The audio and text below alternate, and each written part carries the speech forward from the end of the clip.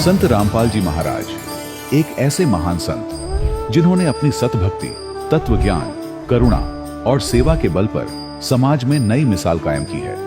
संत रामपाल जी महाराज की अगुवाई में उनके सभी सतलोक आश्रमों से समाज कल्याण के अद्भुत कार्यों ने समाज को सुनहरे भविष्य की एक नई उम्मीद दिखाई है। संत रामपाल जी महाराज से नाम दीक्षा लेने के बाद लाखों लोगों की लाइलाज बीमारियां जैसे कैंसर, एड्स आदि ठीक हुई। संत जी के ज्ञान से प्रेरित होकर उनके अनुयायियों ने लाखों यूनिट रक्तदान किया। संत जी ने लाखों बहन बेटियों का दहेज मुक्त विवाह करवाया।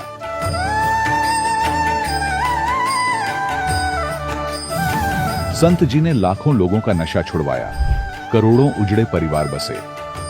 संत जी के आश्रमों में समागम के दौरान निःशुल्क नेत्र चिकित्सा, दंत चिकित्सा प्रदान की जाती है। संत रामपाल जी महाराज द्वारा समय समय पर पर्यावरण संरक्षण के उद्देश्य से बड़े स्तर पर वृक्षारोपण किया जाता है। संत जी ने जरूरतमंदों को तत्काल राहत पहुंचाने के लिए एम्बुलेंस सेवा शुरू की। संत जी अपने अनुयायियों को देहदान के लिए प्रेरित करते हैं, जिससे मानवता की सेवा और चिकित्सा क्षेत्र में सुधार हो सके। संत रामपाल जी महाराज के सभी आश्रमों में हर रोज निःशुल्क भंडारा आयोजित किया जाता है, जहां हर वर्ग, हर जाति और हर धर्म के लोग एक साथ बैठकर भोजन करते हैं।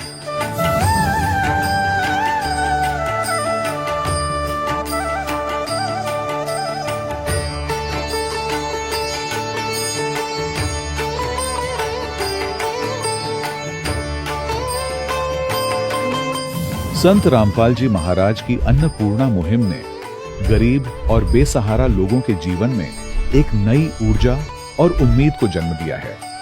घर घर खाद्य सामग्री और जरूरी मदद पहुंचाकर संत रामपाल जी महाराज ने लोगों को दुख और मजबूरी से लड़ने की ताकत प्रदान की है।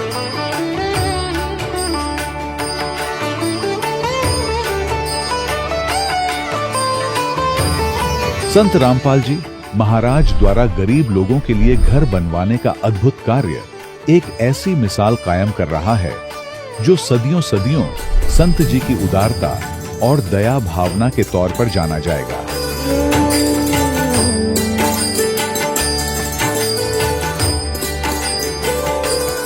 संत रामपाल जी महाराज के आश्रम में हजारों बुजुर्गों को सम्मान और प्यार के साथ जीवन जीने का अवसर मिलता है। उनके खाने, रहने और स्वास्थ्य की पूरी जिम्मेदारी संत रामपाल जी महाराज उठाते हैं। अनाथ बच्चों के लिए संत रामपाल जी महाराज के सभी आश्रम किसी वरदान से कम नहीं। यहाँ उन्हें शिक्षा, संस्कार और भविष्य के लिए बेहतर अवसर प्रदान किए जाते हैं। चाहे बाढ़ हो, भूकंप या महामारी, संत रामपाल जी महाराज और उनके अनुयायी हमेशा ही जरूरतमंदों के लिए सबसे आगे खड़े रहते हैं।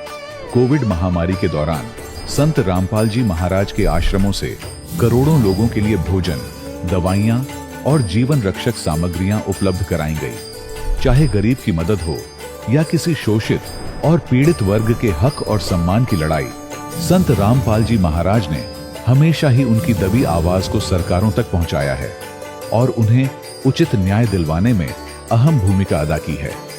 समाज में आध्यात्मिक और सामाजिक मूल्यों के प्रति जागरूकता लाने में संत रामपाल जी महाराज हर कदम पर मानवता के सच्चे सेवक साबित हुए हैं। संत रामपाल जी महाराज का जीवन हमें सिखाता है कि सच्ची सेवा वही है जो निस्वार्थ भाव से की जाए।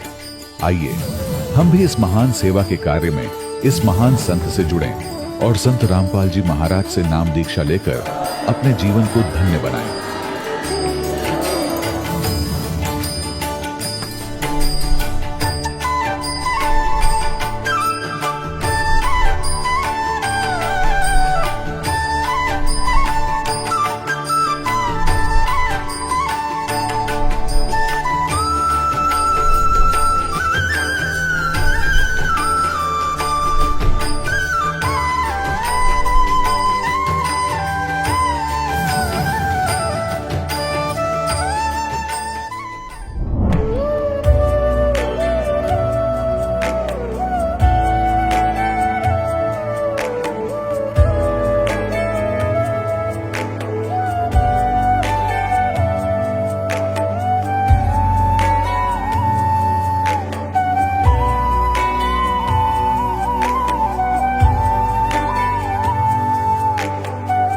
पूर्ण परमात्मा पाप कर्म दंड को भी काट सकता है। अभी तक जिस भी संत व महापुरुष से मिले उन्होंने यही बताया कि पाप कर्म फल भोगने से ही समाप्त होगा। वो प्रभु कौन है जो पाप कर्म को काट देता है, वो काल के बंधन से छुड़वा देता है। उसका क्या नाम है, पूजा की विधि क्या है? कृपया अवश्य सुनिए जगत गुरु तत्वदर्शी संत रामपाल जी महाराज के अमृत वचन। सत्साहिब दर्शकों, परमात्मा को परम शक्ति, दुखहर्ता और सुखदाई माना जाता है। इसलिए दुख कष्टों की चपेट में आया हुआ हर मानव परमेश्वर को पुकारता है। करनाल की रहने वाली ओमपति जी की कहानी भी कुछ ऐसी ही है। ओमपति जी बहुत दुखी थीं। इन्हें प्रेत आत्माएं दिखाई देती थीं, जिन्होंने इनका जीवन बहुत ही कष्टदायी बना दिया था, मानो इन पर दुखों का पहाड़ ही टूट गया हो। इसी से जूझते हुए ओमपति जी ने अन्य देवी देवताओं की बहुत भक्ति साधनाएं की व पूजा पाठ में धन भी बहुत खर्च किया, पर फिर भी इन्हें कोई राहत नहीं मिली। लेकिन आज ओमपति जी का कहना है कि जब से मैंने संत रामपाल जी महाराज से दीक्षा प्राप्त की है, तभी से मेरा जीवन पूर्ण रूप से बदल गया है। आज मैं सुखी और स्वस्थ हूं और मेरी सारी समस्या खत्म हो चुकी है। दर्शकों, आखिर संत रामपाल जी महाराज ने ओमपति जी को कौन सी जड़ी दे दी जिससे ये इतनी सुखी हो गईं? चलिए जानते हैं इसके पीछे की सच्चाई क्या है। सुनते हैं ओमपति जी की कहानी, उन्हीं की जुबानी। नमस्कार जी। नमस्कार जी। क्या नाम है माता जी आपका? ओमपति जी। माता जी आप कहाँ से हैं? करनाल जिला जी। माता जी, संत रामपाल जी महाराज से नाम दीक्षा आपने कब ली? 2016 जी। संत रामपाल जी महाराज से नाम दीक्षा लेने से पहले क्या आप कोई भक्ति साधना भी करती थी? करते थे जी, ये देवी देवताओं की पूजा करते थे जी। इनकी करते करते जी मैं बहुत भी बीमार हो गई जी। देवी की पूजा करे करूँ थी मैं, सब में ज़्यादा वैष्णो न मानने करूँ थी जी।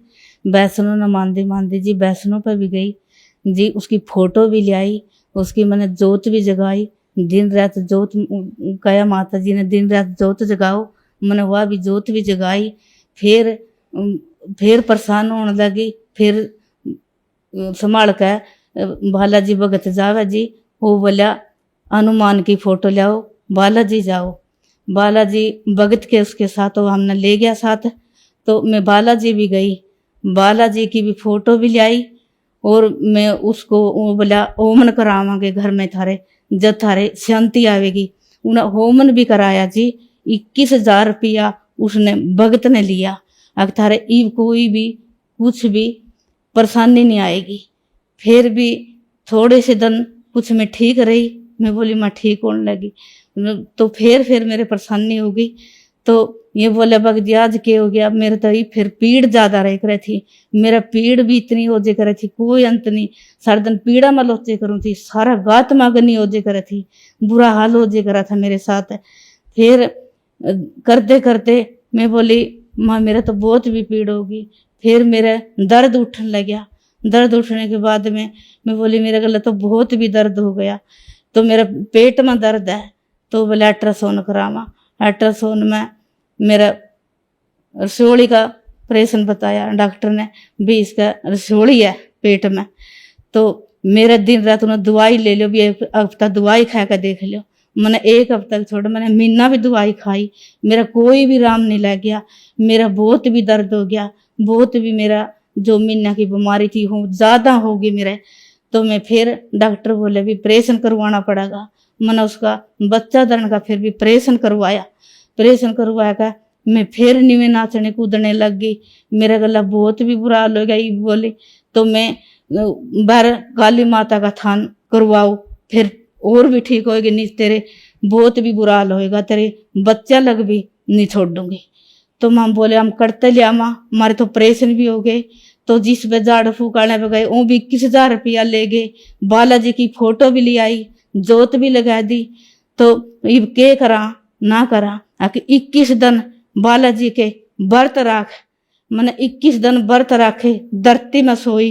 वह चीज बोली जो मेरे पे, मैं धरती में भी सोई, अब पानी पानी में सब्जी खाई, मैंने छौंक छौंक के अपने बच्चे तक भी खिलाई, आप भी खाई। तो मैं वो भी करया मैंने। फिर भी मेरे बहुत भी जीभ लंबी लिखने लगी, मैं काली हूं तो मेरा थान करवाओ, या वैष्णो का वहां बैर काली का बनेगा थान। तो माँ बोले हमारे पास तो पैसे भी नहीं, हम करते काली का थान करावा, हम तो इस जो वैष्णो की जोत लगावा या भी जोत नहीं लगती मेरे पर, तो मैं करते घी ले आऊंगी। मेरा भगत खेती करे करा था भी, मैं वैष्णो का इस काली का करता थान कराऊंगा, मेरे घर में जोत नहीं पुगती, मैं वो भी कड़ा करवाऊंगा। अगर आप नहीं कराते तो करवाना पड़ेगा, नहीं तेरे 2 बच्चे हैं, ये मेरा बड़ा लड़का था। तो ये बोला माँ करवा ले। मैं बोली क्या का करवाऊं बेटे, तुम्हारे पास तो कुछ भी नहीं है, इसके पास। उन्होंने बोली इसने नहीं छोड़ूंगी, इसने ले जाऊंगी मैं। तो मैं बोली महा इसने क्यों ले जाएगी, तो मन नहीं ले जा। अगर नहीं तो मैं ऐसे कर दे मैं सो गई। मैं 4 बजे मेरी किलकी लिकड़ी न्यू का बोने पारे तो इस गांव की गराई कर तो पैसे मिलेंगे, मेरा थान करवा। मैं गराई में मन के बरा को दे, अगर ना दे न्यू का देवेंगे। तो मैं फिर भी बोने पारे मेरा बच्चा का कुछ भी नहीं हो जाए, तो मैं बोने पारे जाऊंगी, मैं गराई करूंगी। तो मैंने गराई करी, गराई वाले ने किसी ने 10 दिए, किसी ने 20 दिए, कोई काम काली नहीं दुख दे, हम अपनी लाग नहीं लाते तो अपना खातर फिरती है। तो मां नहीं, मैं माते का थान कराऊंगी, अगर अपने आप पे करा रही, अपना घर में करवा तो कोई दुखदा कोई ना दुखदा। फिर एक मेरे लुहार है, उन्हें साथ दिया, बीमार पे भी यही परेशानी है, हम तेरे साथ लगांगे। उन्हें भी गराई करी, मन्ने भी गराई करी, हमने उसका थान बनाया। गांव में थान भी नहीं था, काली का थान करवाया। तो फिर भी मैंने शांति नहीं मिली, कि ना तो काली का थान करवा दिया, कोई कह इसने तो अपने रोजगार का मेरा थान खोलिया, इन्हें थान करवाया तो अपने चढ़ापा चढ़ेगा, अपने आने न खड़ावेगी, इसने अपने खातर करया, जो या चीज आवे अपना लाभ के मेरे ने करया। मैं बोली मेरे पे कोई भी लाभ नहीं है, मैं गराई बोने पारे करी मेरे पे, या आवे मेरे मुंह से कवा मेरे बच्चा लगना मारेगी, मैंने ऐसे जानते थान करवाऊं। तो किसी ने दिया, किसी ने दिया, ना दिया भगत जी मैंने 40,000 की गराई करी। और भगत ने जो भी कोई बच्चा नहीं ब्याह रखा था मैंने, फिर भी जो भी मर्दा ने पड़दा ने, एक मिस्त्री और था और अलिया साथ में, अब चलो छेड़ा तो छेड़ लिया, चलो इसका करवाए दे। तो मेरा भी परेशानी है। तो वो गला लग गया, उन्हें मिस्त्री ने थान करे उसका, भाई थान के पैसे नहीं लगेंगे, मैं ला दूंगा, गला साथ दे दूंगा। उन्हें मेरा साथ दिया, उन्हें थान करवाया। थान करवाने के बाद भी फिर भी मेरे पास यही परेशानी रही। फिर मैंने बालाजी की भी सब सारी पूजा कर ली, ईब के करूं मैं, फिर मंजा में पड़ गई, पूजा भी कर दी। एक तेल का पिप्पा धर दो और 12 अंतवार न जोत लगाओ काली की। तो मैं बोली तो मैंने ईब तो कह दी थान कर दे, ईब तेल का पिप्पा भी धर दिया। तो नहाने का मंगलवार न और 12 न जोत लगाए दे करो, वो भी करया। भगत बोला मैं कर दे करूंगा या घर में करा। 5 बजे मंदिर में चाले करूं थी, मंदिर की पूजा करके आंदी, फिर घर की कर दी, घर की करके फिर काली के मंदिर में बैठ जे करूं थी। घर में कोई भी कुछ नहीं देखूं थी, मेरा के हो रहा के ना हो रहा। मेरा लड़की थी, एक बहू थी, वह ब्याने के बाद वो ही कर दी। वो बोली मम्मी तो कदर रसोई में भी नहीं बढ़ती, कदर रसोई में देखती, बारों बार फिर आया सारा दिन, और फिर भी हाय हाय हाय करती रहा, फिर भी राम नहीं है। तो मेरी बहू भी बच्चे हुए, उसके भी बहुत परेशानी तो हुए हैं, उसका भी बहुत पेटा में नशा में टिक्के लागे। तो माम बहुत भी एक चंडीगढ़ मेरा पोता आया जाएगा, उससे हमारी रकम लागी, फिर हमारी पोती हुई, उसके भी हमारी 8वां हुई, हमारा कोई भी लाभ नहीं मिला माने। माताजी आपके बताए अनुसार आप पर दुखों का पहाड़ टूट गया था, तो फिर आप संत रामपाल जी महाराज की शरण में कैसे आई? काला भगत है जी, उसने कहा बाबी मैं कितना परेशान था, मैं तेरे जैसा परेशान था। मेरे सब घर में देख मेरे कैसे भी के हाल तोरी थी, तो डेरे पर नहीं गई, कदे बच्चे तो गए हैं, बच्चा ना पूछ के देखो मेरे गला के हाल होए, मेरे गला खान के दाने भी नहीं रहे थे मेरे घर में, के मेरा सड़ियांद उठ गई थी मेरे घर में। ये बच्चा ना देखो जाकर मेरे डेरे पर कैसे भी के काम हो रहे हैं। बच्चे बोले माँ बहुत भी कुछ चाचा का सुधार हो गया, घर में भी बहुत अच्छे कमरे सुतरे ऐन पड़ गए, भगतों से बात करा, सब भगत जोड़ने लग रहा। तो मैं बोली भाई चलो, तो उसका सुधार हो गया तो मने भी ले चलो। मेरे गले भी बहुत बुरा हाल हो रहा भाई, मैं भी नाम दुआ दो मेरे को भी। संत रामपाल जी महाराज से नाम दीक्षा लेकर गए जी। माता जी, संत रामपाल जी महाराज से नाम दीक्षा लेने के बाद आपको क्या लाभ प्राप्त हुए? हाँ जी, तो मेरी जो चर्चा जोत जगह करें थी वो छूट गई जी। मैं बहुत भी पागल हो रही थी, बहुत भी दुखा के पहाड़ टूट गए थे मेरे ऊपर, मेरा घर भी लूट गया था जी। मेरे कोई भी परेशान, कोई भी, मैं 10 रुपया का भी मेरे पास कोई भी कुछ नहीं रहा था। तो मैं संत गुरु रामपाल जी महाराज से नाम दीक्षा ली, तो उसने मेरे एक जोत परमात्मा की लगाई। मैं फिर भी डरदी, कदे वह मेरे पैक है वह चीज कदे थाड़ फाड़ नहीं कर दे। मैं ऐसे ऐसे देखती रही, तो मेरे पर वह चीज मन जोत लांदे, नाम लेंदे दीक्षा, मेरे पास कोई भी परमात्मा की कोई भी इसी रजा हुई, वह कोई भी वह चीज मेरे दौरे भी नहीं आई। ऐसे मैंने लाभ मिले, मैं बहुत भी तंग हो रही थी। इतने में जोत कड़ी कड़ी में 5-5 जोत मेरे घर में लागे करें थी, तो मैंने इतने थान करवाए, मैंने कड़ी लाभ नहीं मिला। मैं खाट में पड़ी रह करूँ थी। आज मैं सब कुछ, मैं सारा काम करूं, सब मैं सारा दिन धंधा भी कर रही हूँ, मैं आज बोल भी रही हूँ, मेरा कोई भी दुख का भी कोई भी कुछ नहीं है। मैं अच्छे, मेरे घर में रोजगार हो गया, दूध हो गया। जड़े मेरी भैंस नहीं बीके करें थी, रामपाल जी का नाम लिया पीछे परमात्मा को, मेरी 80,000 की भैंस बिकी जी। मेरी 80,000 की भैंस बिकी, मैंने उसके नाम दीक्षा लिया था। तो मेरे घर में सारा दिन कलेश रेख रहा था, उसकी नाम दीक्षा लिया पीछे मेरा कोई भी घर में कलेश नहीं रहा। मेरे प्यार से बच्चे रहे, आंख मुंह से रहे, सर्द आंसा बोला, तो कोई भी हमारा लड़ाई दंगा कोई कुछ भी नहीं रहा थी। माता जी, संत रामपाल जी महाराज से नाम दीक्षा लेने के बाद आपको बहुत सारे लाभ प्राप्त हुए, तो जो श्रद्धालु आज आपको देख रहे हैं, आप उन्हें क्या कहना चाहेंगी? मैं तो यही कहना चाहूँ जी, जिस तरह मैं परेशान हो रही थी, मैं कड़ी कड़ी दीवे जोत लांदी फिरूं थी, जो बहन ला रही है, तो ये कोई बालाजी जा रही है, कोई पहाड़ों पर जा रही है, बहन मैं तो हाथ जोड़ कर कह रही हूँ, मैं अपनी बीती बता रही हूँ। जैसी मैं परेशान थी, तो गुरु रामपाल जी महाराज का नाम ले, बहुत भी लाभ मिलेंगे। परमात्मा ने मेरी सारी बीमारी खो दी, मेरा कोई भी परेशानी नहीं है, मेरा सारा परिवार ठीक बोल रहा, ठीक चल रहा, कोई भी दवाई कड़ी तो नहीं लांदी हूँ। मेरे परमात्मा ने ऐसा भी सुतरा काम दे दिया, मेरे कबीर साहब, मेरे संत रामपाल जी महाराज ने। धन्यवाद जी। सत साहेब। दर्शकों, अभी आपने सुने संत रामपाल जी महाराज से दीक्षा प्राप्त करके सुखी हुए भक्त के अनुभव। अब देखिए जगत गुरु तत्वदर्शी संत रामपाल जी महाराज के मंगल प्रवचन। अब प्राणी को यहाँ टाइम पास करने के लिए मकान भी चाहिए, से झोंपड़ी दे देता, पर राम नाम बना रहे, भक्ति बनी रहे, या दूर ना हो। और भक्ति बनी रही तो आपको जो भी कोई आपदा, कोई आवश्यकता इस जीवन में पड़ेगी, भगवान आगे धर देगा, ठाका जबरदस्ती दे देगा।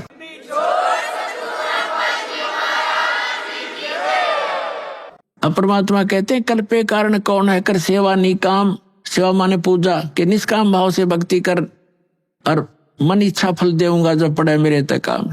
जब तुझे मेरे सतर का काम होगा, तेरे प्राप्ति आओगी, मुझे नहीं दिखती। जैसे परमात्मा के हमने एक भूमिका करके दिखाई है, जुलाहे का काम करके, झोपड़ी में रह करके, और दुष्ट लोगों ने झूठी अफवाह फैला दी, झूठे पत्र लिख दिए थे कि कबीर साहब भंडारा करेंगे। 18 लाख व्यक्ति आगे भंडारा खाने के लिए, और साथ में ये भी लिख दिया पर्चियों पर, चिट्ठियों पर, कि प्रत्येक भोजन के बाद सबको एक दोहर देगा। बहुत अच्छा कंबल होता था, कंबल टाइप दोहर, कंबल नहीं होते थे बल्कि दोहर ही ज्यादा प्रचलित थी उसमें, बहुत सुंदर, महंगी। और एक असरफी, एक सोने की मोहर, आज तो 30,000 का होता है 10 ग्राम सोना, वो एक मोहर इतनी होती है 10 ग्राम की, कि वो दक्षिणा देगा। इस लालच में सारे तो आगे पृथ्वी के जितने साधु संत थे, नकली असली, और परमात्मा एक झोपड़ी में बैठे, शाम का भोजन है तो सुबह का अन्न नहीं होता, ऐसी स्थिति में 18 लाख व्यक्ति आगे। तो कहते हैं एक लीला की दाता ने, वो स्वयं ही हमारे को दृढ़ता लाने के लिए कि तुम भक्ति करना चाहो तो मैं बताऊं ऐसे करते रहो, और तुम्हारे ऊपर कोई भी ऐसी कोई दिक्कत आएगी, किसी भी सतर की, तो मैं आगे खड़ा पाऊंगा। तो यहाँ परमात्मा ने दूसरा रूप बनाया केशव बंजारे का, और सतलोक में गए भगवान, वहां से 9 लाख बैलों के ऊपर, पहले बैलों के ऊपर ही ट्रांसपोर्टेशन होता था, ट्रांसपोर्ट का काम, गाड़ियां भी नहीं थी, जंगलों में से चलना होता था। बैलों के ऊपर जैसे गधे का बोरा होता है, ऐसा डाला करते थे। तो उसमें कोई खांड भर ले जाता है, कोई बाजरा, कोई ज्वार, एक मंडी से दूसरी मंडी में ले जाते थे। तो ट्रांसपोर्ट का काम बैलों से होता था। उनको बंजारे बोलते थे, बिजनेसमैन, बनज करने वाले बंजारे। तो बंजारे का रूप बनाकर भगवान सतलोक में गए। सचखंड से 9 लाख बैल और उनके ऊपर बड़े बड़ा पका पका जलेबी, कचौड़ी, पकौड़ी, दही, बड़े, सारा कुछ, जलेबी, हलवे, खीर, माठ भर भर दे रहे भगवान। और वहां चौप काशी के बाजार में लगा कर टेंट, उनमें सारे कर दिए खाली, पाड़ की पाड़ में तो ढेर के ढेर पूरियों का, जलेबियों का, लाडुओं का बहुत महंगा पड़ा हुआ, और भंडारा शुरू कर दिया। और आप बैठे झोपड़ी में दूसरा रोल कर रहे। तो ये हमें उदाहरण दिया था कि कल्पे कारण कौन है, कर सेवा नहीं काम, मन इच्छा फल देऊंगा जो पड़े मेरे से काम।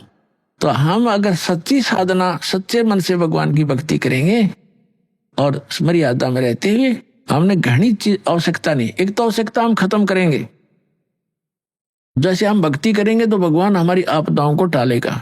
दूसरी बात यह है कि हम विवाह शादी में जो खर्च करते हैं बंद करना पड़ेगा, और ना ही ज्यादा संग्रह करने की नीत बनाओ, क्योंकि हमने सफर भी तय करना। सतलोक जाने वाले मार्ग पर हम चल पड़े। अब यात्री घना वजन उठाकर सफर तय नहीं कर सकता।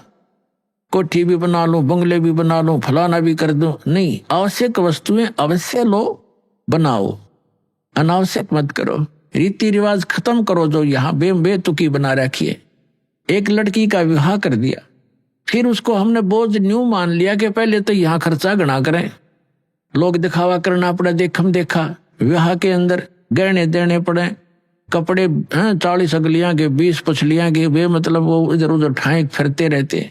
फिर कोई त्योहार आता है या कोई लड़की का लड़का हो गया, एक ब्याह और शुरू हो गया आजकल, के वो पी लिया और फिर वो कुआ पूजना चाहिए, भगवान पूजे वो कुएं ने, कोई बात हुई है। तो इस तरह के जो सूचक बात आदि हैं, ये बेमतलब की परंपराएं हैं, ये खत्म करनी पड़ेंगी। भगत ने जगत की तरफ देखना नहीं चाहिए। अगर जगत की तरफ भगत देखेगा तो सफर पर चल नहीं सकेगा। और परमात्मा कहते हैं कुल करने के कारण ये हंसा गया बिगो, और फिर यू कुल के कर लेगा जब तू 4 पाया का हो। आज तो इस कुल के रिवाजों को देखकर भक्ति से दूर हो गया लोक लाज में आके। तो फिर परमात्मा कहते हैं यो कुल, ये तेरा जो खानदान है, जो तेरे मोहल्ले के लोग हैं, गांव के, ये फिर तुझे कैसे बचा देंगे जब तू 4 पाया का गधा बन के खड़ा हो गया, बैल बन के खड़ा हो जाएगा।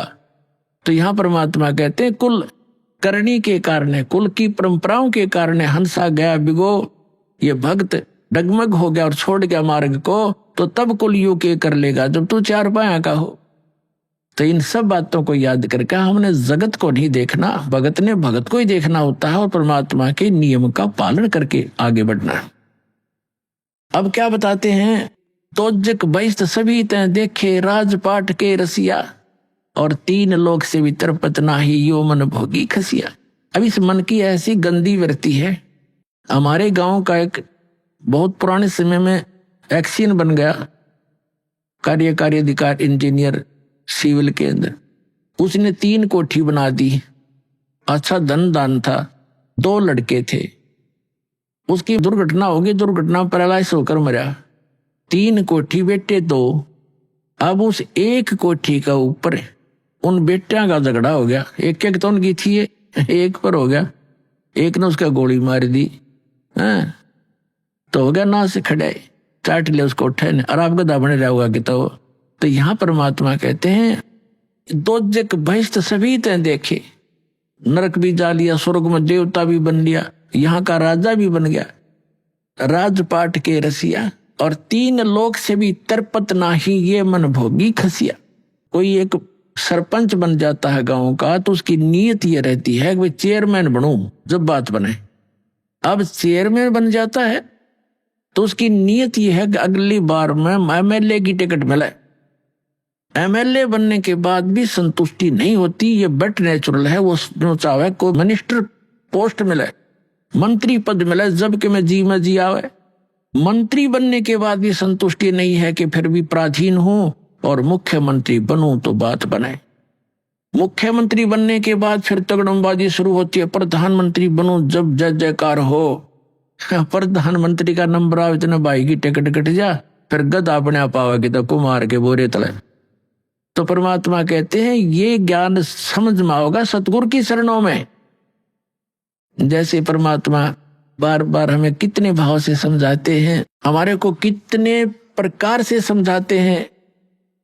मन नेकी कर ले 2 दिन का मेहमान, मन नेकी कर ले 2 दिन का मेहमान।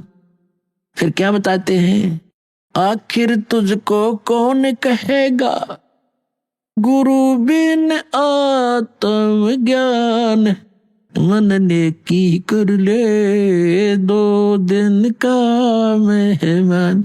क्या कहते हैं कि ठीक है तो मनुष्य जीवन में कहीं भी जाएगा, रिश्तेदारी में जाएगा, कोई बड़े छोटे अच्छे नेक व्यक्ति से मिलेगा, आपको वो संसारिक जीवन की तो ट्रेनिंग दे सकते हैं, धन जोड़न की भी दे सकते हैं, लेकिन गुरु के बिना तुझे आत्मज्ञान नहीं मिलेगा।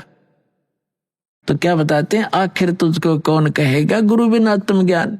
कि आत्मज्ञान और परमात्म ज्ञान ये 2 ज्ञान होते हैं।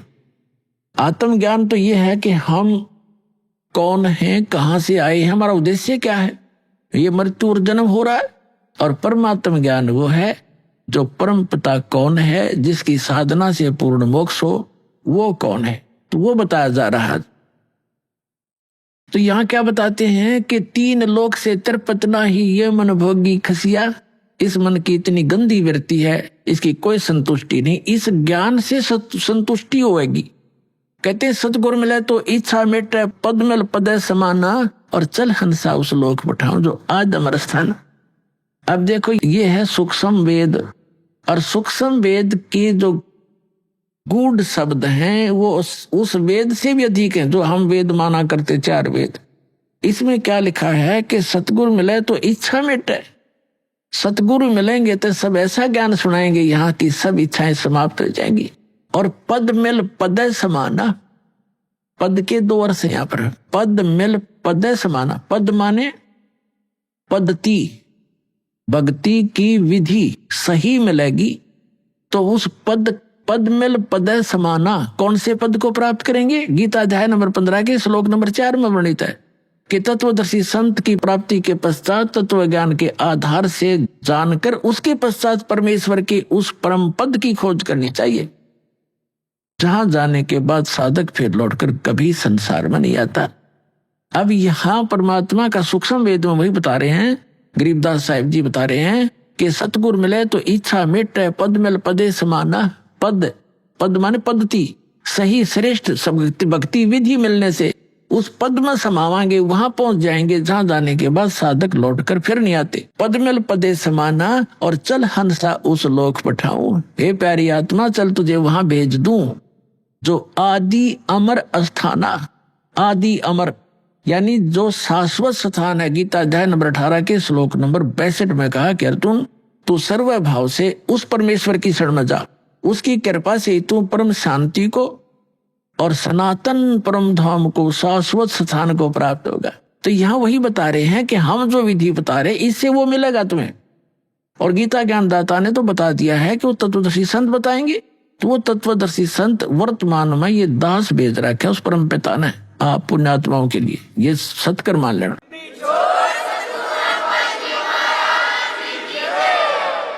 अब क्या बताते हैं कि सतगुरु मिले तो इच्छा मिटे इस मन की। कहते हैं सुरपति दुखिया भूपति दुखिया, रंग दुखी बपरीति हो, कह कबीर और सब दुखिया, एक संत सुखी मन जीती।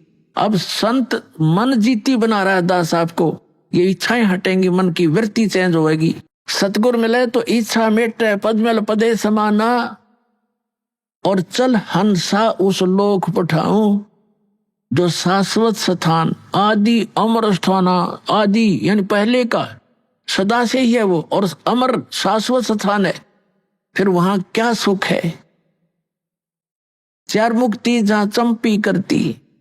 अब जैसे यहाँ की जो मुक्तियां हैं, 4 मुक्तियां हैं, ये चारों की चारों प्राप्त प्राणी भी वापस जन्म मृत्यु में रहता है। वो सदा वो सुख उनको नहीं प्राप्त रहता, और वहां जाने के बाद सदा सुख रहेगा। सतलोक में जाने के बाद चार मुक्ति जहाँ चंपी करती माया होरी दासी, और दास गरीब अब पद पर से वो मिले राम अविनाशी।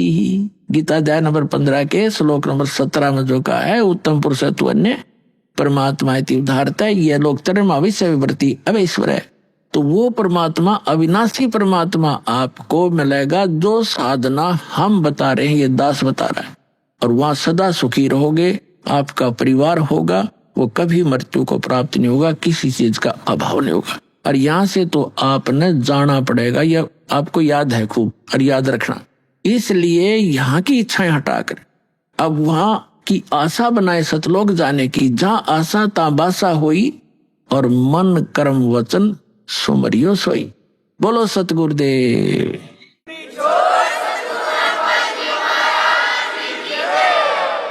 परम पिता परमात्मा पूर्ण ब्रह्म सारी सृष्टि के रचनहार कबीर परमेश्वर जी हम सभी आत्माओं के जनक हैं। ये हमारे हमदर्द हैं, हमारे पिता हैं। अध्यात्म मार्ग से हम अपरिचित होने के कारण अपने पिता को हम पहचान नहीं पाते, जिसके परिणाम स्वरूप हम साधना करते करते भी इस काल के जाल से हम नहीं निकल पाते। ये काल का एक भयंकर जाल है। इस जाल से निकले बिना हमें सुख नहीं हो सकता, हमारी जन्म मृत्यु समाप्त नहीं हो सकती। और अभी तक जो भी हमें अध्यात्म ज्ञान मिला था वो यूजलेस था, बेसलेस था, निराधार था, झूठा था। जितने भी संत ऋषि महर्षि जो सतयुग से लेकर आज तक रहे हैं, इन सभी ने परमात्मा को निराकार बताया है। और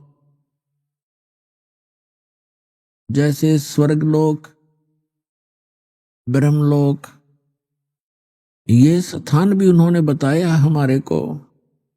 स्वर्गलोक बताए हैं, और उसकी व्यवस्था ये भी बताई गई है कि वहां जितने भी प्राणी जाते हैं, स्वर्ग के अंदर अपना पुण्य समाप्त होने के उपरांत अन्य योनियों को प्राप्त करते हैं, दूसरे प्राणियों के शरीरों में वो प्रवेश कर जाते हैं। ये सिलसिला असंख्यों युगों से चला आ रहा है। अब कुछ समय से 100, 125, 150 वर्ष से इस काल ने एक और जाल फैलाया है, जो ये सतलोक की महिमा बताने वाले कुछ पंथ पनपे हैं, जिसमें से राधा स्वामी पंथ जो आगरा से प्रारंभ हुआ है, ये सबसे पुरातन है। इस अभी सन 1861 के आसपास ये प्रारंभ हुआ, और उसी से बहुत सी ब्रांचें बन गई हैं। जैसे जय गुरुदेव पंथ मथुरा में, सच्चा सौदा सिरसा के अंदर डेरा बना हुआ है, और ब्यास के अंदर भी उसी से बहुत से पंथ निकले हैं। जैसे जनोद के अंदर एक भिवानी जिला में, और भी अनेकों स्थानों पर ठाकुर जी है, ये भी उसी राधा स्वामी पंथ से निकले हुए एक अलग से उन्होंने पंथ चलाया, कृपाल जी। ये सभी परमात्मा को निराकार बताते हैं। सतलोक में सतपुरुष निराकार बताते, इनका तो सिर पैर है ही नहीं ज्ञान का, यो आपको बहुत बार दिखाया दास ने। तो कहने का तात्पर्य ये है कि हम यथार्थ अध्यात्म मार्ग से अपरिचित रहे, जिस कारण से हम जन्म और मृत्यु के इस दीर्घ रोग में फंसे रहे। हम साधना भी करते रहे, दुख ज्यों के तो बने रहे। इसका कारण ये था कि हम जिन भगवानों को, जिन देवों को हम पूर्ण परमात्मा मानकर पूजा करते थे, वो पूर्ण नहीं थे।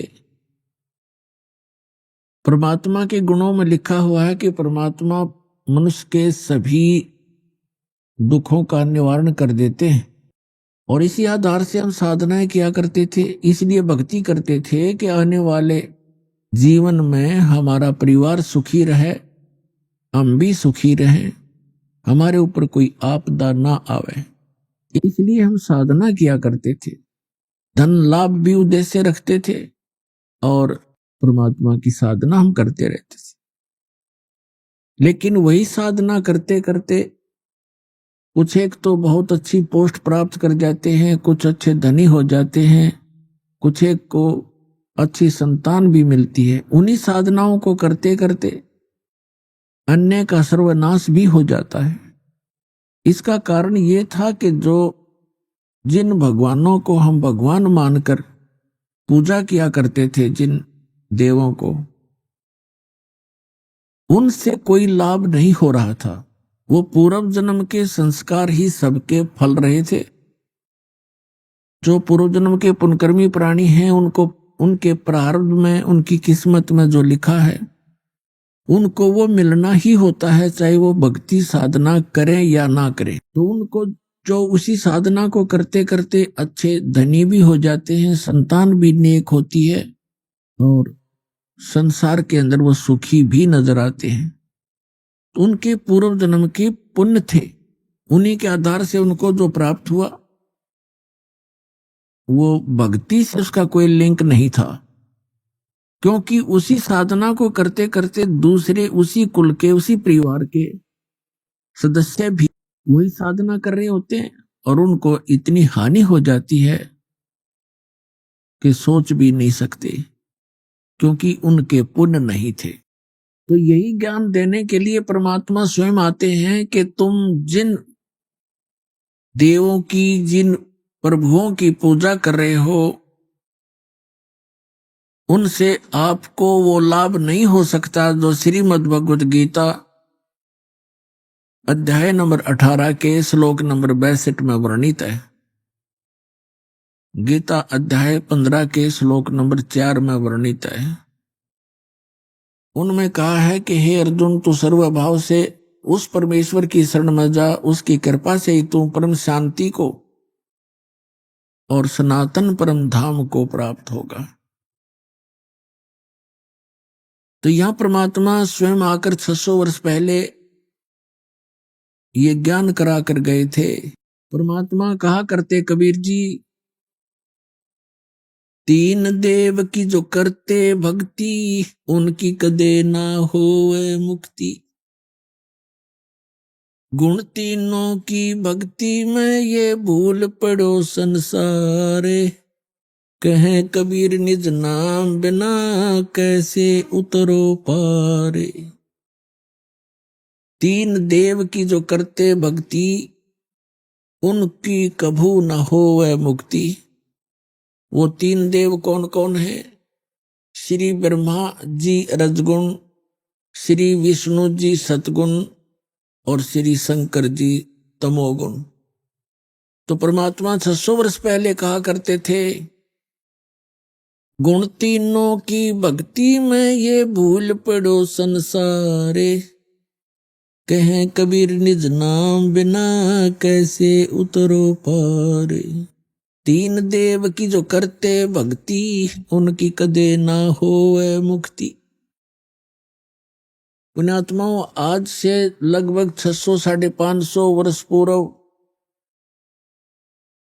और भरे बाजार में सत्संग के अंदर प्रवचनों में ये कहना कि तीनों देवता ब्रह्मा विष्णु महेश की जो पूजा करते हैं, उनको कोई मोक्ष प्राप्त नहीं हो सकता, उनकी गति नहीं हो सकती। तो पुण्यात्माओं, ये बहुत ही कठिन कार्य था और परमात्मा ने ये 600 वर्ष पहले कहा, ये ज्ञान दिया, जिस कारण से परमात्मा का बहुत विरोध हुआ कबीर परमेश्वर का। उनके साथ बहुत सी बदतमीजियां की गई,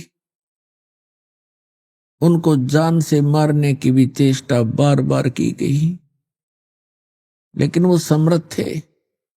वो हमारे पिता हैं और वो हमारे लिए ही आते हैं कि कभी ना कभी तो इनका ये नशा, ये झूठे सुख का नशा जो काल ने कर दिया त्रिगुणमयी माया का, ये कभी तो उतरेगा, कभी तो मुझे पहचानेंगे। तो अपनी पहचान छोड़कर चले गए थे भगवान 600 वर्ष पहले, सन 1398 से सन 1518 तक 120 वर्ष एक जनसाधारण की भूमिका की। एक सिंपल जुलाहा बनकर, धानक बनकर रहे भगवान। उसी बनारस की कुटिया से असंख्य ब्रह्मांडों का संचालन भी कर रहे थे, प्रत्येक प्राणी की वो सुरक्षा व्यवस्था भी कर रहे थे। अपने आत्मा परमात्मा ने 600 वर्ष पहले कहा था कि 3 देव की जो करते भक्ति, उनकी कबू ना हो वह भक्ति। तुम कौन राम का जपते जापम, तात कटे ना तीनू तापम।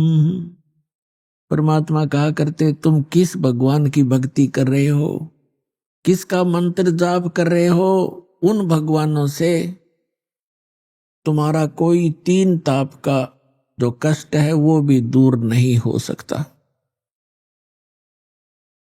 आज आपको प्रमाणित करते हैं कि हमारे सदग्रंथ भी यही प्रमाण करते रहे। श्रीमद् भगवत गीता अध्याय नंबर 7 के श्लोक नंबर 12 से लेकर 15 में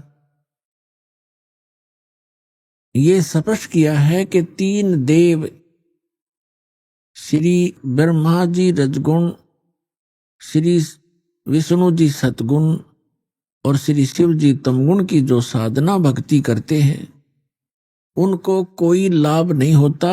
इसके विपरीत श्रीमद् भगवत गीता में कहा कि इन तीनों गुणों पर आधारित, तीनों गुणों रजगुण ब्रह्मा सतगुण विष्णु तमगुण शिव जी की साधना से मिलने वाले लाभ पर अक्षणिक लाभ है। इसके ऊपर जिनकी बुद्धि सेट हो गई है और किसी की बात सुनने को तैयार नहीं है, उनको कहा है राक्षस स्वभाव को धारण किए हुए मनुष्यों में नीच और दूषित कर्म करने वाले मूर्ख। गीता ज्ञानदाता कहता मेरी भक्ति भी नहीं करते। अपने आत्मा अध्यात्म मार्ग से हम दूर घने हो गए और अज्ञान हमने ज्यादा ग्रहण कर रखा है। इसलिए प्रथम बार ये वचन कोई सुनता है तो उसको बहुत ज्यादा दुख होता है, मचल जाती है आत्मा, क्योंकि हम श्री विष्णु श्री शंकर जी इनके रंग में बहुत ज्यादा रंगे हुए हैं।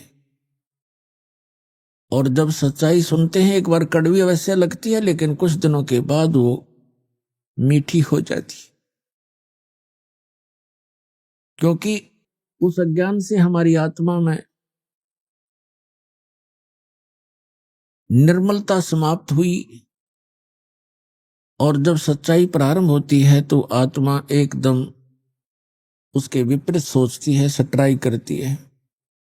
लेकिन सच्चाई के अंदर इतना दम होता है, वो अपना स्थान बनाकर ही रहती है। जब दास ने यह सत्संग शुरू किए,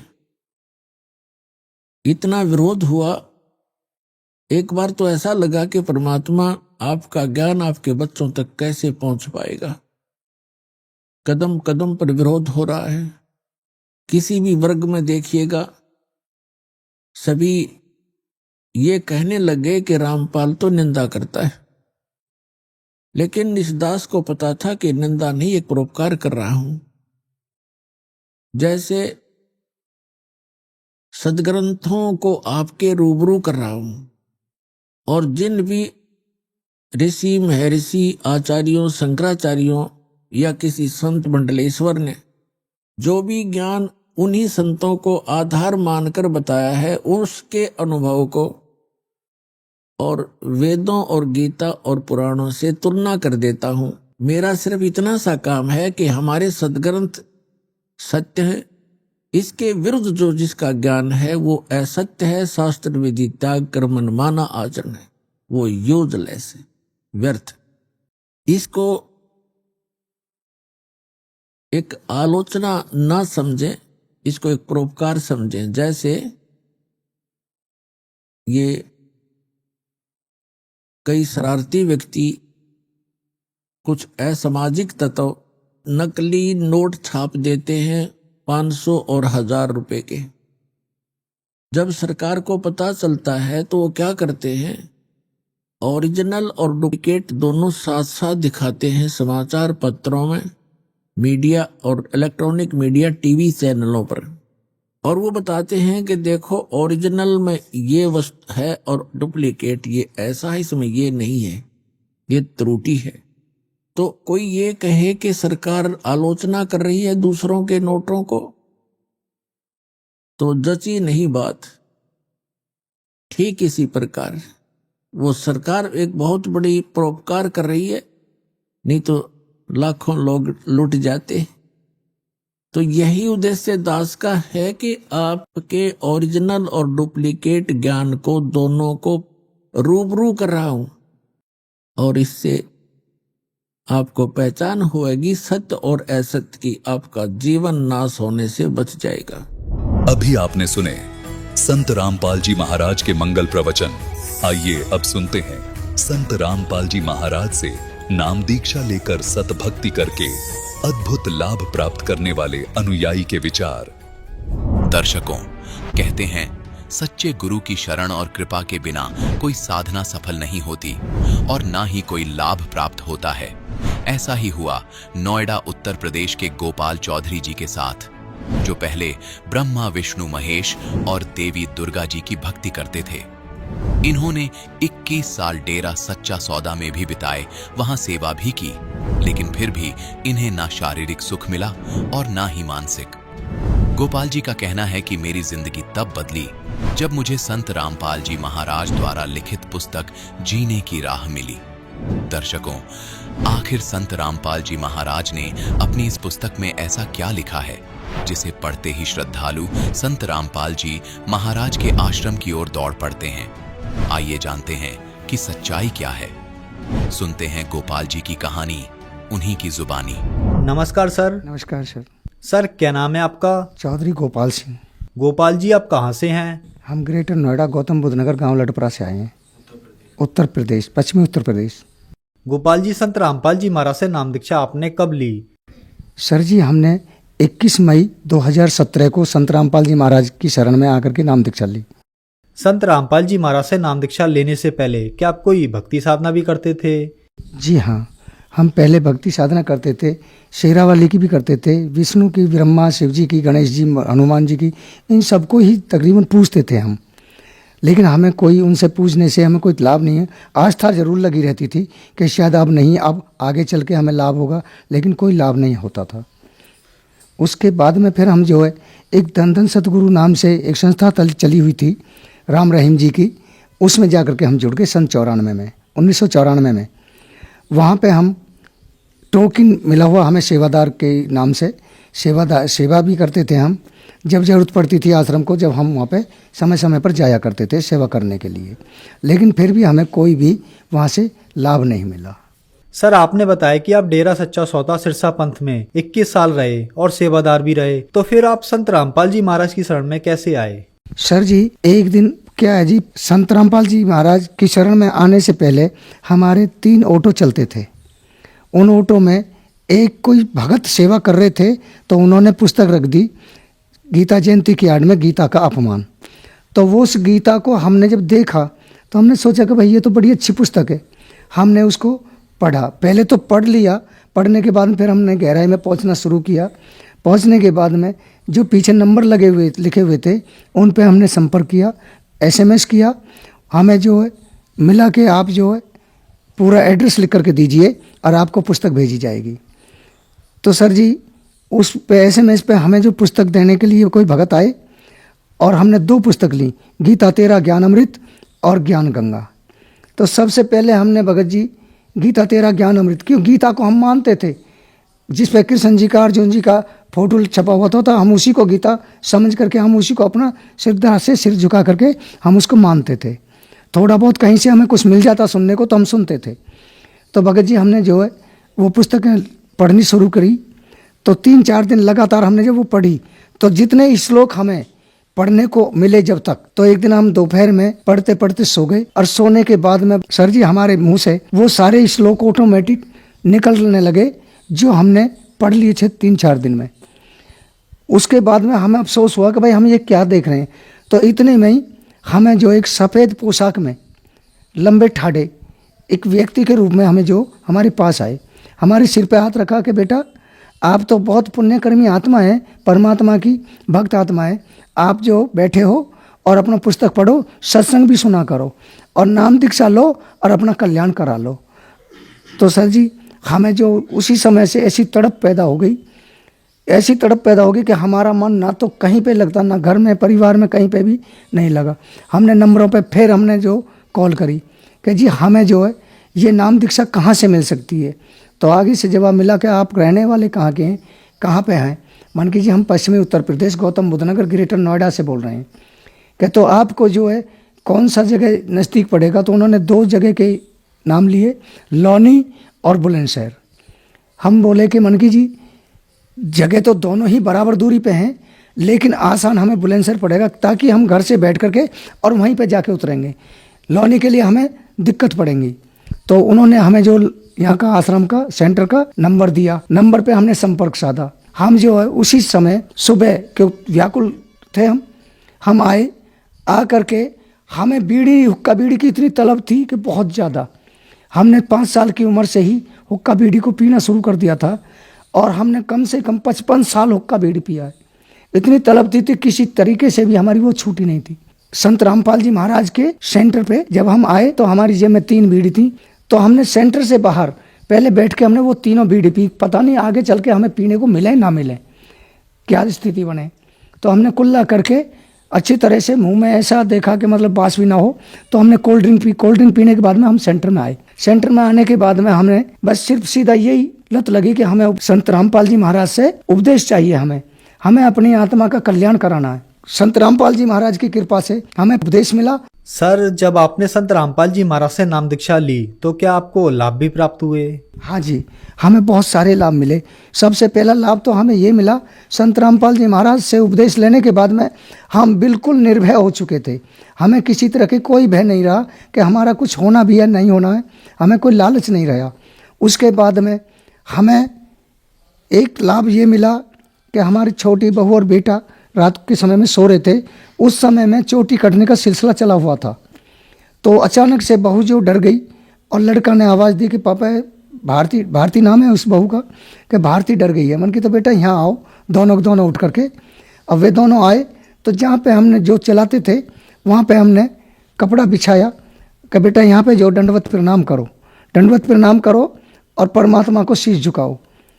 उन्होंने दंडवत प्रणाम किया, हमारे कहने से शीश झुकाया तो उनका भय एकदम से बिल्कुल निकल चुका था। जैसे वो हमारे कमरे से निकल के बाहर जा रहे थे तो हमारा मकान 3 साइड से बन के बीच में चौक था। चौक इतना था कि जो कि 100 आदमी बैठ कर के आराम से खाना भी खा लें। तो उस चौक में कर जैसे अपने कमरे में को वो जा रहे तो हम पीछे निकले तो संत रामपाल जी महाराज कुर्सी पे बैठे बीच आंगन में हमें दिखाई दिए। हम जैते जागते हुए, उन्हें कि हम कुछ सपना देख रहे थे। तो सर जी हमने सीधा दंडवत प्रणाम किया। लड़का कहने लगा पापा ये क्या कर रहे हो? मन की भाई तुम अपने कमरे में जाओ, आपको जो कुछ होना था फ़ायदा हो गया, बाकी हमें जो करना हमें करने दो। तो हमने जो दंडवत प्रणाम किया और आशीर्वाद दे करके परमात्मा हमसे जो चले गए, हम फिर सो गए। अगले दिन बच्चों ने हमसे जिक्र किया, पापा ये कौन सा तुमने अपना जो वो कर रखा? मन की भाई सुनो, जो प्रक्रिया तुम कर रहे हो तुम अपनी प्रक्रिया करते रहो, हम तुम्हारी प्रक्रिया में कोई बाधा नहीं डालेंगे। लेकिन जो प्रक्रिया हम कर रहे हैं हमारी प्रक्रिया में तुम बाधा नहीं डालोगे। अपनी अपनी प्रक्रिया करते रहो, कोई किसी की प्रक्रिया में बाधा नहीं डालेगा। तो सर जी उसके बाद में फिर हमें मुंडका आश्रम में जाते जाते हमें जो बुखार बना, सर्दी इतनी तेज लगी तो एक भगत ने हमारे जहाँ पे सामान था वहाँ पे ले गए, गोद में उठा करके वहाँ पे गद्दा बिछाया, लुटाया, रजाई उड़ाई और फिर उन्होंने कहा चाय लेकर के आते। मन कि नहीं, हमें थोड़ा गर्म पानी दो। जब तक वे गर्म पानी लेने गए तब तक परमात्मा हमारे संत रामपाल जी महाराज हमारे पास आए। कहने लगे बेटा घबरा क्यों रहे हो, बैठे हुए दंडवत प्रणाम कीजिए और आप जो सुमरन कीजिए, आपको कुछ भी नहीं हुआ। तो सर जी हमें जो जब भी दर्शन दिए, दर्शन देने के बाद में हमें कुछ भी नहीं रहा, ना बुखार रहा ना सर्दी रही। उसके बाद में 28 जून को हम सेवा से जा रहे थे सेंटर पे, तिलपता सेंटर पे, गौतम बुद्ध नगर का जो सेंटर है संत रामपाल जी महाराज का, वहाँ पे सेवा से जा रहे थे। हमें सतनाम मिल चुका था, सतनाम का जाप करते हुए जा रहे। तो जैसे हम जा रहे थे, हम विक्की से थे, विक्की में हमारी में शिफ्ट कार ने टक्कर मारी। टक्कर लगते ही हमारी विक्की गिर गई और हम भी गिर गए। वहाँ मार्केट थी एक छोटी सी, जहाँ पे 50 बंदे कम से कम थे, जिन्होंने हमें उठाया गाड़ी के आगे से।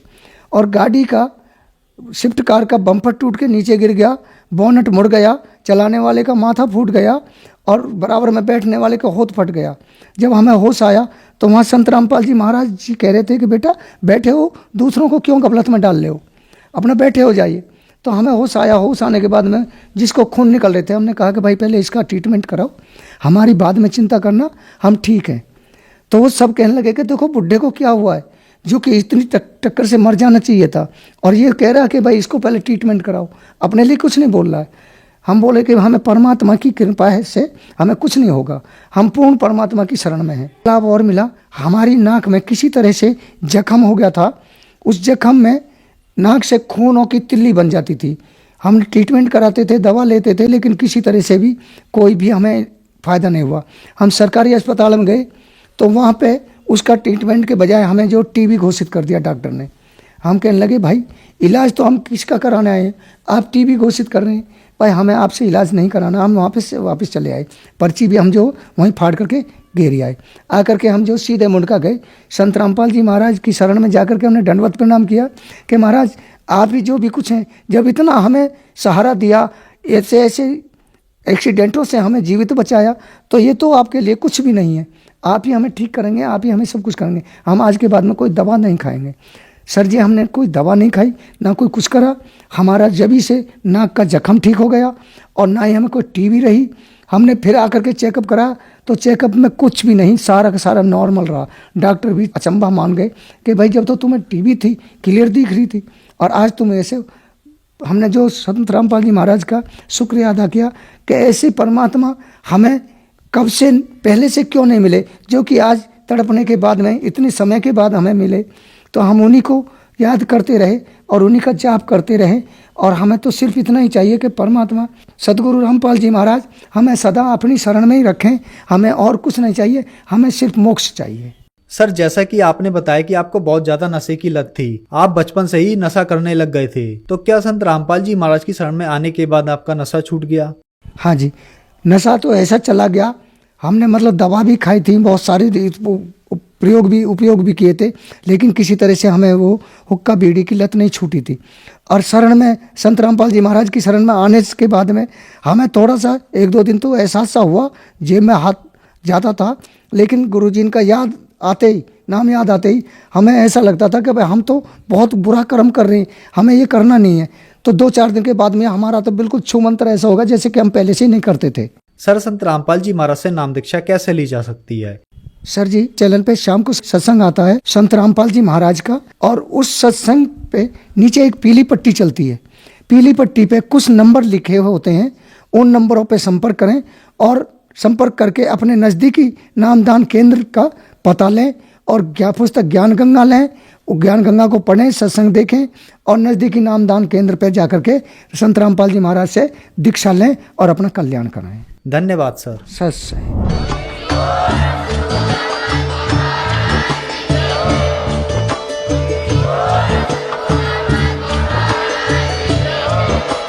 आप सुन रहे थे जगत गुरु तत्वदर्शी संत रामपाल जी महाराज जी के मंगल प्रवचन। अधिक जानकारी के लिए विजिट कीजिए हमारी वेबसाइट www.jagatgururampalji.org। संत रामपाल जी महाराज जी के शुभ आशीर्वाद से पूरे विश्व भर में 500 से भी ज्यादा नाम दीक्षा केंद्र हैं, जिन पर संत रामपाल जी महाराज जी द्वारा ऑनलाइन निशुल्क नाम दीक्षा दी जा रही है। अपने नजदीकी नाम दीक्षा केंद्र का पता करने के लिए संपर्क करें 8222880541।